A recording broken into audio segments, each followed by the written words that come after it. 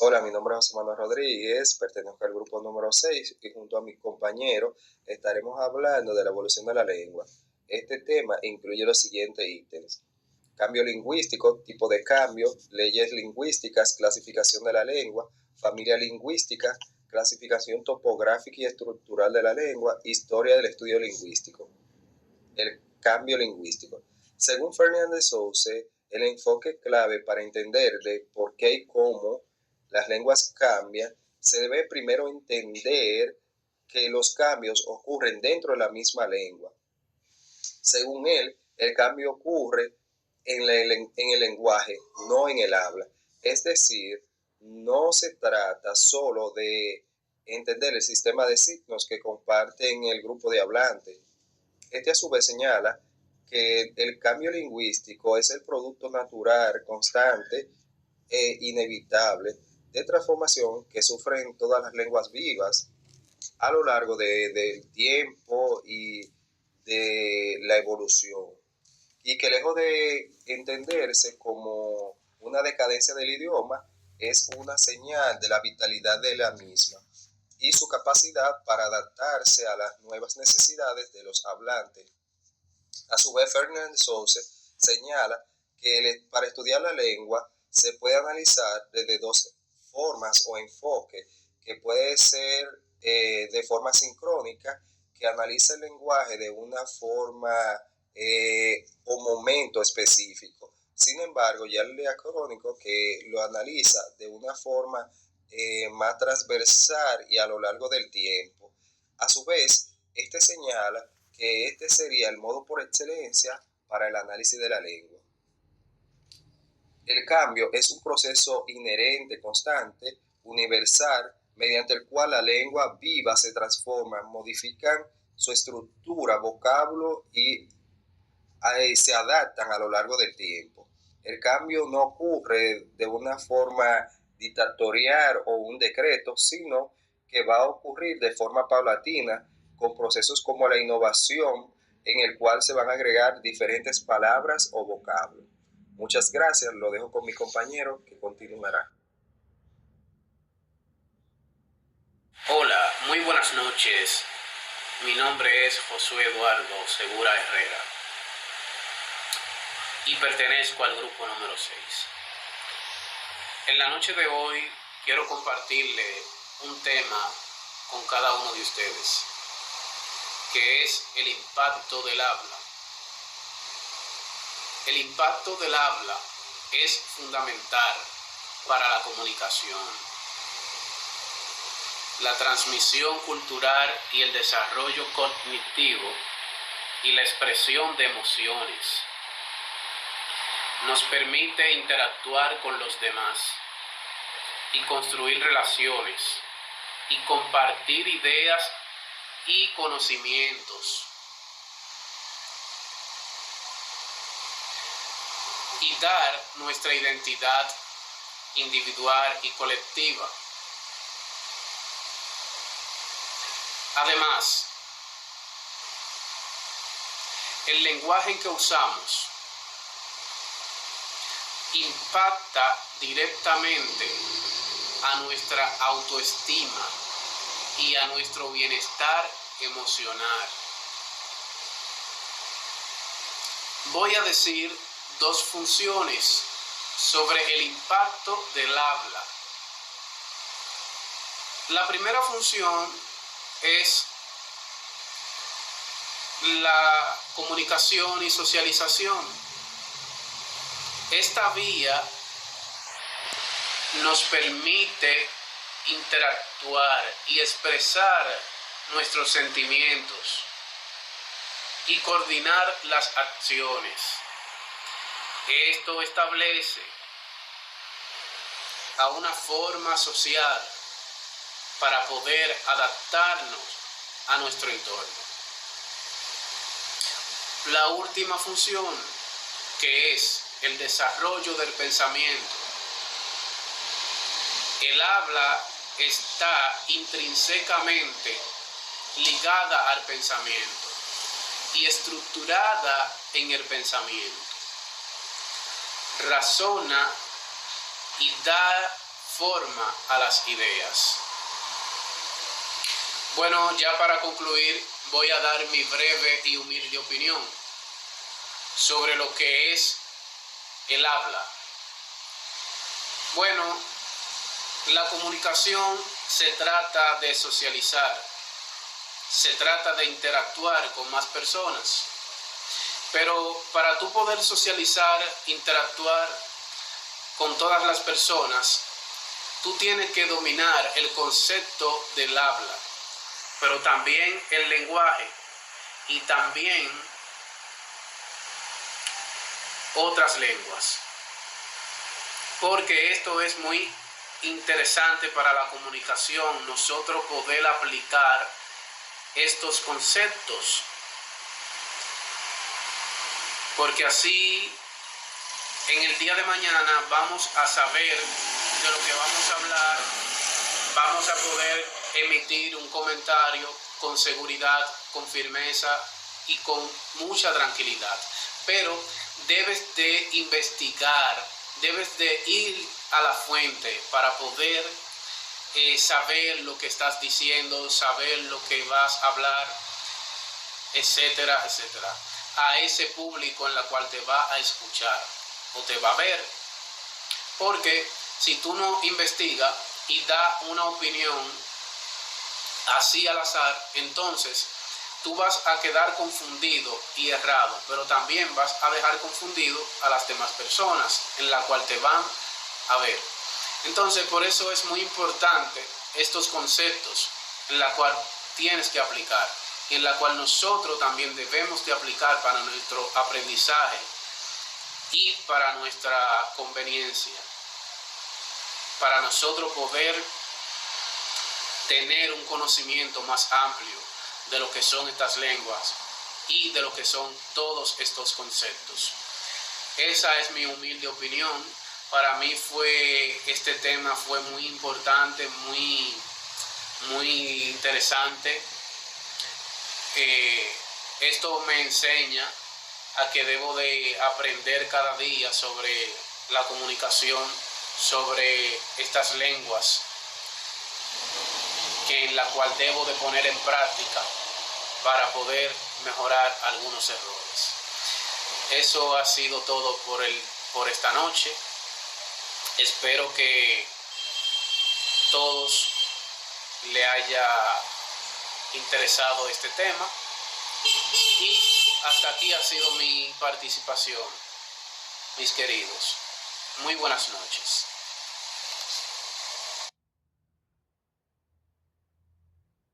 Muy buenas noches, compañeros. Mi nombre es Marianeris Toribio y en este momento estaré hablándoles sobre las clasificaciones de las lenguas. Las lenguas se clasifican principalmente de dos maneras: genética o genealógica y tipológica. La clasificación genética agrupa las lenguas en familias basándose en su parentesco histórico, como la familia indoeuropea, mientras que la tipológica las clasifica por sus características estructurales, como el orden de palabras o la forma en que se construyen las palabras. La genética agrupa las lenguas que descienden de una misma lengua ancestral, un protolengua, y por lo tanto están emparentadas históricamente. La familia indoeuropea, que incluye el español, inglés, hindi y muchas otras lenguas que comparten un ancestro común. Otras familias notables son la afroasiática y la sino-tibetana. La clasificación tipológica se basa en las características estructurales comunes de las lenguas, sin considerar su origen histórico. También por orden de palabra, ya que examina el orden de los constituyentes oracionales. Por estructura de las palabras, ya que examina cómo se forman las palabras. Monosilábicas, cada palabra es una sola sílaba, y la gramática depende del orden y el tono como por ejemplo chino. Aglutinantes. Las palabras se forman apilando morfemas que conservan su significado individual. Flexivas o de flexión. Las palabras tienen una raíz a la que se le añaden terminaciones desinencias para indicar relaciones gramaticales. Ejemplo, español, latín. Se dividen además en analítica, que usa preposiciones y auxiliares como el español, y sintéticas, que usan desinencias como el latín. Les dejo con el siguiente tema de las familias lingüísticas. Muchas gracias. Muy buenas tardes. Mi nombre es Sorangi Laurencio Fernández y pertenezco al grupo número 6. Hoy les estaré hablando de especialidades lingüísticas o lingüísticas especiales. La dialectología y su historia. La dialectología es la rama de la lingüística que estudia los dialectos, es decir, las variedades de una lengua que se habla en diferentes regiones o por distintos grupos sociales.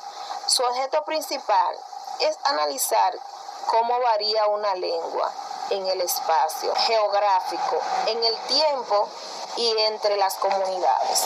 O sea, esta disciplina se encarga de investigar los tipos de lengua, o sea, no se va exactamente a otro país a indagar, se encarga de su mismo país, o sea, si es dominicana, va a hablar de dominicana, pero no se va a ir a investigarlo a otro lugar. O sea, si yo quiero hablar del Ceibo, si quiero hablar de la gente del sur, si quiero hablar de la gente de Santiago de los Caballeros, la gente de la capital, o sea, hay distintos tipos de variación. De esto se encarga esta ciencia.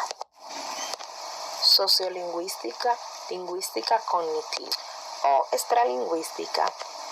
Estudia la relación entre lengua y sociedad. Analiza variación en el lenguaje según factores sociales como edad, género, clase o región. Esta se encarga de hablarle al maestro, de dedicarle tiempo al estudiante, donde hay estudiantes que no capta bien el mensaje. Esta ciencia se identifica ahí. Lingüística cognitiva. Estudia cómo el lenguaje refleja los procesos mentales. Analiza cómo las personas entienden y expresan el mundo mediante palabras y metáforas. Psicolingüística. Es la rama de la lingüística que estudia cómo las personas comprenden y aprenden el lenguaje. Analiza los procesos mentales que ocurren cuando hablamos, escuchamos o leemos o escribimos. Lingüística aplicada. Es la rama de la lingüística que se encarga de usar los conocimientos del lenguaje para resolver problemas prácticos en la vida real. Lingüística textual. Esta es la rama de la lingüística que estudia el texto como unidad completa de comunicación, no solo las oraciones aisladas. Análisis del discurso. Estudia cómo el lenguaje se usa en contextos reales para comunicar ideas, ejercer poder y construir significados sociales. Esta ciencia se encarga de analizar las palabras de algo que se ha dicho, de analizar si lo que se dijo estuvo bien organizado. O sea, es un análisis de lo que se dice, de lo que se habla. Semiología o semiótica. Es la ciencia que estudia los signos y los sistemas de significación, es decir, como los seres humanos. Relación y diferencia entre lingüística y semiótica o semiología.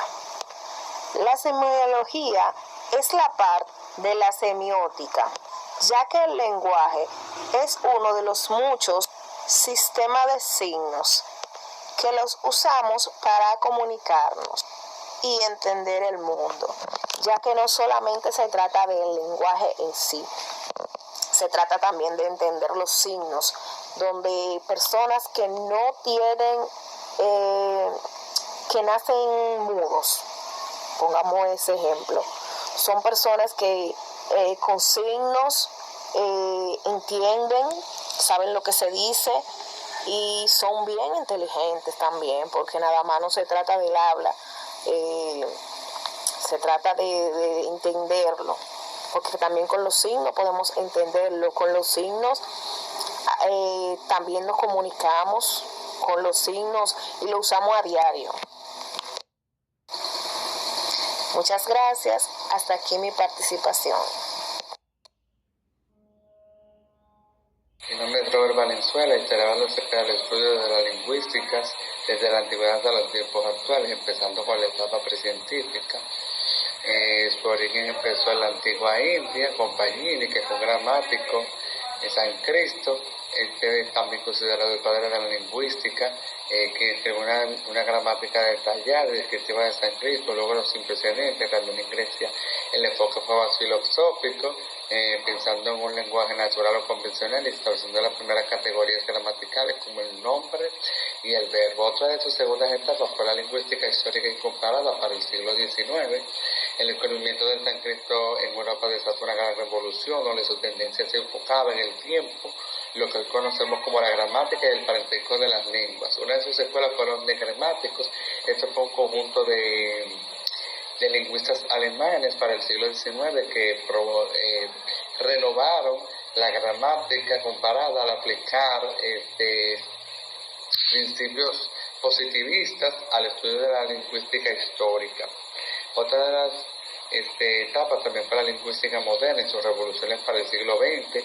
La lingüística se establece como una de las ciencias autónomas, el enfoque puramente histórico, donde encontramos el estructuralismo, que fue fundado por el conocido Ferdinand de Saussure, donde su idea central, el lenguaje es un sistema de signos que son arbitrarios y convencionales, interrelacionados, propone la dicotomía entre lengua y habla y sincronía y diacrónica.